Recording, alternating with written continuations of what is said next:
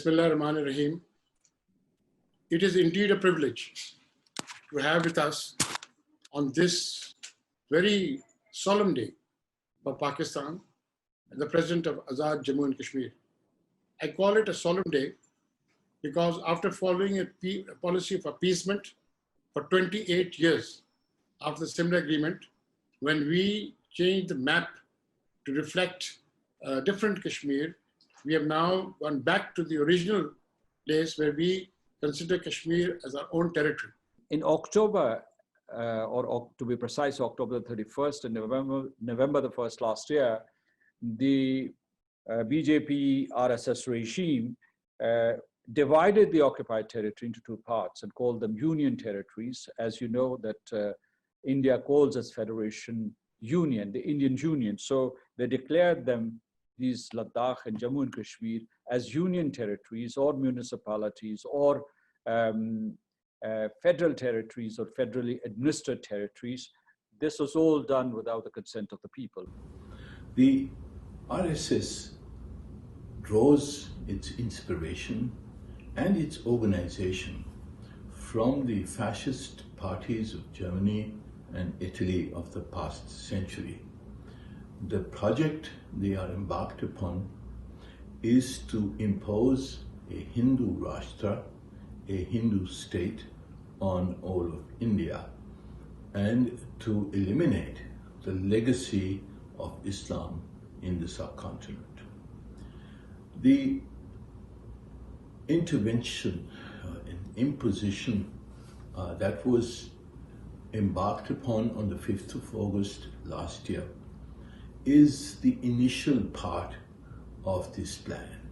It is significant that the Indian government has described this plan as, quote, the final solution, unquote, for Kashmir, unashamed of its historical context in the elimination of the Jews in Germany by the Nazis. We are talking about 8 million people who are under a virtual communication lockdown and of one of the most militarized regions in the world. It is also now being called the largest open air prison in the world. This is the ground reality of the valley today. And as much as India would like to paint it as a real estate issue or a bilateral issue between India and Pakistan, the valley is much more. Since last year, the environments have changed and drastically changed and will continue to remain in flux. The opportunities today must be therefore exploited. India's neighbors are clearly expressing their dissatisfaction with Big Brother. Earlier, they could not say so. India-China relations are at their lowest. BJP's policies are harming the very structure of the state. Their media establishment relationship, the relationship of media and establishment, are beginning to fail in hiding the real face of India. So these are the opportunities we're developing there. Coming militarily, the days of conventional wars are over, with which we all are accustomed and want to see in those lights, but those days are gone. And it's now morphed into a hybrid war. This is a more expensive, dangerous, invisible and sinister war that we have entered. And most of you who don't see anything happening, don't see it because this is the nature of war that we have come into. Coming to Pakistan, there's a lot of pressure on the government to display some visible conventional, unconventional activities from our side to show our resolution to standing with the Kashmiris. Any such effort will put the Kashmir issue in the background. This is not a good option. This is not an option today.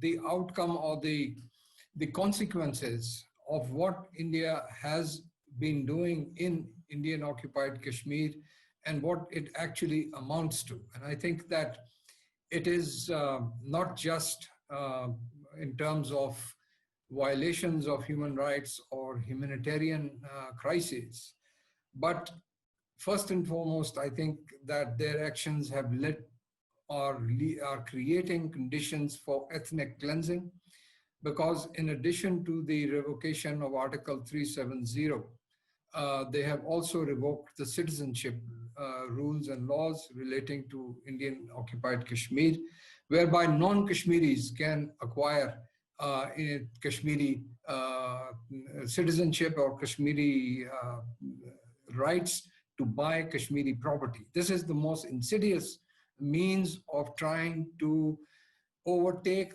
or undermine the Muslim majority of occupied Kashmir.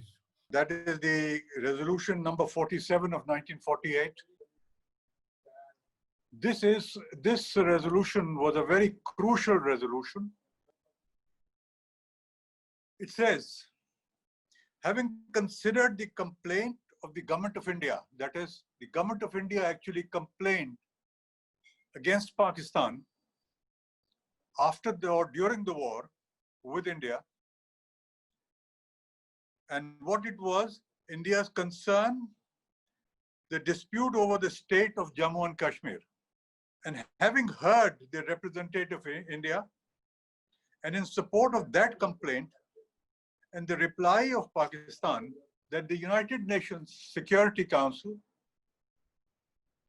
required the government of India to do numerous things. And it says, when the Indian forces have been reduced to the minimum strength in above, arrange the consultation with the Commission for stationing the remaining forces to be carried out in accordance with the following principles: that the presence of troops should not afford any intimidation or appearance of intimidation to the inhabitants of the state.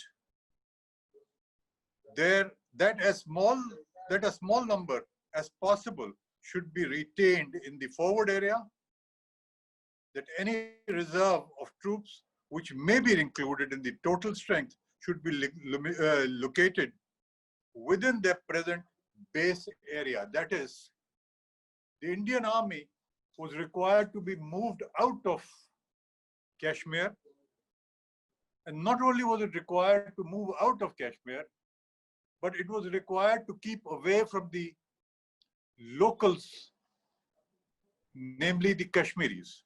Since 1 year, lots of problem in Kashmir, lots of problem for the humanity. There are not only Muslims are there. I think 68–70% Muslims are there, but rest are Sikhs are there, Hindus are there. Everybody is suffering. So how can people survive in this world? If these things will be happen in everywhere in the world,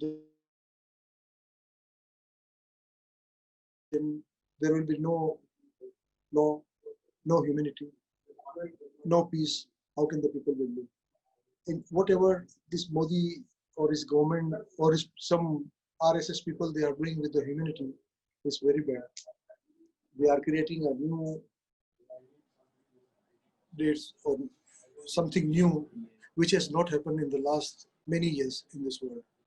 I think whereas the right route to go is to engage and talk to each other, but the doors have been shut to us, and the red lines that we've been talking about have been crossed so often, and so many red lines have been crossed that it has left us with very few options in the meantime.